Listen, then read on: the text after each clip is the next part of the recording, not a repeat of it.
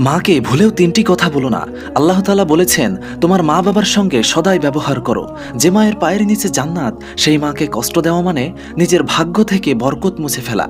এক, মা যখন কিছু বলে ভুল হলেও কখনো বলো না তুমি কিছুই জানো না। কারণ আজ তুমি যত কিছুই জানো, তার প্রথম শিক্ষক ছিলেন তোমার মা। তোমার প্রথম শব্দ, প্রথম হাঁটা সব তার হাত ধরেই। তাই তার ভুলেও অসম্মান করো না। দুই, কখনো তাকে বলো না তুমি আমার জন্য কি করেছো। কারণ তোমার জন্মের মুহূর্ত থেকেই তিনি তার ঘুম, শান্তি, স্বপ্ন সব তোমার জন্যই ত্যাগ করেছেন। তুমি যত বড়ই হও না কেন, তার ঋণ কখনোই শোধ হবে না।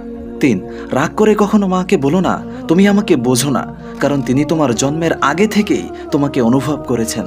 তোমার মুখের হাসি দেখলেই তার মন ভরে যায়, আর চোখে জল দেখলে তার বুক ফেটে যায়। তিনি না বুঝলে আর কে বুঝবেন বলো?